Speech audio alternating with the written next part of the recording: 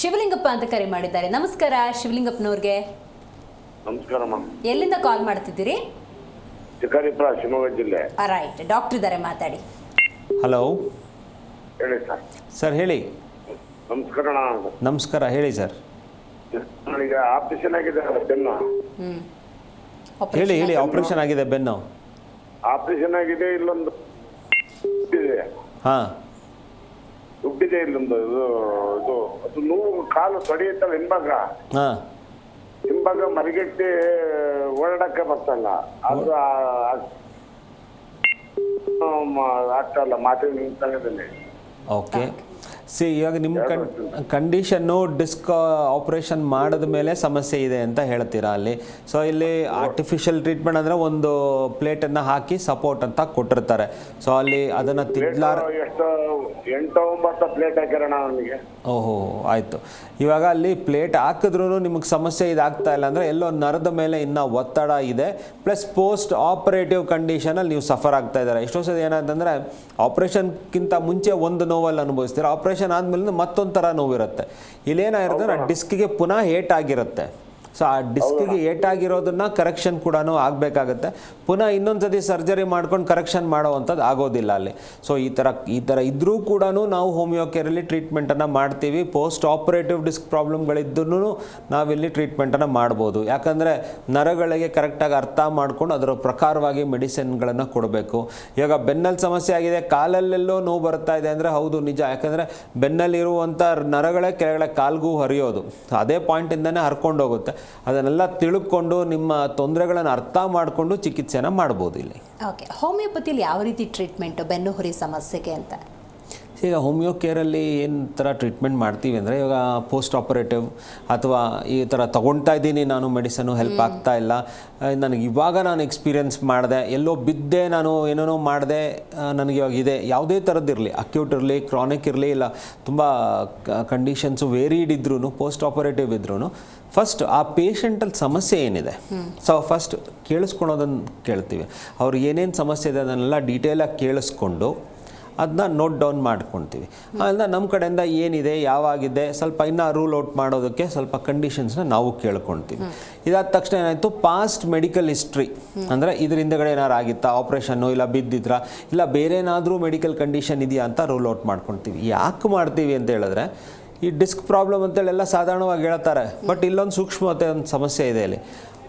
ಅದಕ್ಕೆ ಇಲ್ಲವರೆಗೂ ಕಾಯ್ತಾ ಇದ್ದೆ ನಾನು. It's called as ankylosis spondylosis ಅಂತ ಹೇಳ್ಬಿಟ್ಟು. ಅಂದರೆ it's an auto immune disorder.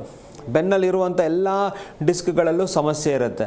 This is very excruciating. ಇದಕ್ಕೆ ಸಮಸ್ಯೆಗೆ ಬರೀ ಪೇನ್ ಕಿಲ್ಲರ್ ತೊಗೊಳೋದು, ಏನೋ ಒಂದು ಇಂಜೆಕ್ಷನ್ ತೊಗೊಳೋದು ಅಷ್ಟೇ ಅಲ್ಲ. It has to go under proper regime treatment. ಒಂದು ಆಟೋ ಇಮ್ಯೂನ್ ಕಂಡೀಷನನ್ನು ಅರ್ಥ ಮಾಡ್ಕೊಂಡು ಅದಕ್ಕೊಂದು ಚಿಕಿತ್ಸೆನ ಪ್ಲ್ಯಾನ್ ಮಾಡಬೇಕು. It's a long durational of treatment. So ಈ ಥರ ಕಂಡೀಷನ್ಸು ನಮಗೆ ಜಾಸ್ತಿ ಬರುತ್ತೆ ಅಲ್ಲಿ.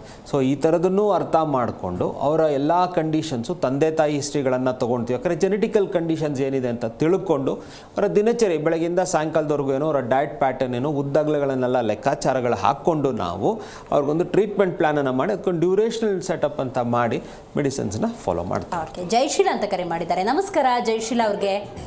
ಮೇಡಮ್ ನಮಸ್ತೆ. ಎಲ್ಲಿಂದ ಕಾಲ್ ಮಾಡ್ತಾ ಇದ್ದೀರಿ? ಮೇಡಮ್ ನಾವು ಚಿತ್ರದುರ್ಗದಿಂದ ಕಾಲ್ ಮಾಡ್ತಾ ಇರೋದು. ಡಾಕ್ಟರ್ ಇದ್ದಾರೆ, ಮಾತಾಡಿ. ಸರ್ ನಮಸ್ತೆ. ನಮಸ್ತೆ ಅಮ್ಮ, ಹೇಳಿ.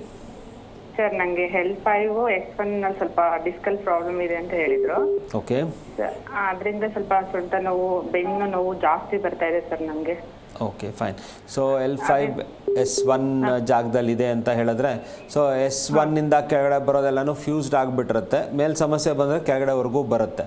ಅಥವಾ ಕೆಳಗಡೆ ಇರುವ ಮೂಳೆಯಲ್ಲಿ ಸಮಸ್ಯೆ ಇದ್ರೂ ಇಟ್ಸ್ ಕಾಲ್ಡ್ ಆಸ್ ಕಾಕ್ಸಿಡೈನಿಯಾ ಅಂತ ಹೇಳ್ತೀವಿ. ಯಾಕಂದರೆ ಟೇಲ್ ಬೋನ್ ಪ್ರಾಬ್ಲಮ್ ಅಂತ ನೀವೇನು ಸಿಂಪಲಾಗಿ ಕರಿತೀರಾ. ಸೊ ಅದು ಆಗೋ ಸಾಧ್ಯತೆಗಳಿರುತ್ತೆ. ಬಟ್ L5 ಆ್ಯಂಡ್ S1 ಮಧ್ಯದಲ್ಲಿ ಡಿಸ್ಕಲ್ ಸಮಸ್ಯೆ ಆದರೆ ಇಟ್ ಇಸ್ ವೆರಿ ಕ್ರೂಷಿಯೇಟಿಂಗ್. ಯಾಕಂದರೆ ಅದೇ ಮೇಯ್ನು ಲಾಸ್ಟ್ ಬಾಟಮ್ ಅಂದರೆ ಫೌಂಡೇಶನಲ್ ಸಪೋರ್ಟ್ ಥರ ಇರುವಂಥದ್ದು. ಸೊ ಇಲ್ಲಿ ನರಗಳ ಪಾಸಿಂಗ್ ಏನಿರುತ್ತೆ ಅದು ಒತ್ತಿ ಹೋಗ್ತಾ ಇರುವಂಥ ಸಾಧ್ಯತೆಗಳು ಜಾಸ್ತಿ ಇರುತ್ತೆ. ಸೊ ಆ ಥರದ್ರಲ್ಲಿ ಇದ್ದಾಗ, ಸೊ ನಿಮ್ಮ ಮೆನ್ಸ್ಟ್ರುವೇಷನ್ ಕರೆಕ್ಟಾಗಿದೆಯಾ, ನಿಮ್ಮ ಬವಲ್ ಮೂಮೆಂಟ್ಸ್ ಅಂದರೆ ಟಾಯ್ಲೆಟು ಬವಲ್ಸ್ ಎಲ್ಲನೂ ಕರೆಕ್ಟಾಗಿದೆಯಾ, ಎಲ್ಲದನ್ನೂ ಲೆಕ್ಕಾಚಾರ ಹಾಕಬೇಕು. ಪ್ಲಸ್ ಇದರ ಜೊತೆಯಲ್ಲಿ ಹೆಣ್ಣುಮಕ್ಕಳಲ್ಲಿ ಫೈಬ್ರಾಯ್ಡ್ ಯೂಟ್ರಸ್ ಏನಾದರೂ ಇದೆಯಾ ಅದನ್ನು ಇಲ್ಲಿಗೆ ಲೆಕ್ಕಾಚಾರ ಹಾಕಬೇಕು. ಯಾಕಂದರೆ ಅದ್ರದ್ದು ಒಂದು ಒತ್ತಡದ ನೋವು ಬರುತ್ತೆ. ಸೊ ಇವಾಗ ನಿಮ್ಮಲ್ಲಿ ಖಚಿತವಾಗಿ ಇದೆ ಅಂತ ಹೇಳಿದ್ರೆ ಎಸ್, ಅದಕ್ಕೆ ಒಂದು ಕರೆಕ್ಟಾಗಿ ಒಂದು ರಿಜಿಮ್ ಪ್ಲ್ಯಾನ್ ಆಫ್ ಟ್ರೀಟ್ಮೆಂಟನ್ನು ಮಾಡ್ಕೊಂಡು ಹೋದರೆ I think you can also find the difference. Zee Kannada news ಈಗ ನಿಮ್ಮ ಮನೆಯಲ್ಲೇ ನೋಡಿ. ಎಲ್ಲ ಕೇಬಲ್ಗಳಲ್ಲಿ ಈಗ ಲಭ್ಯ.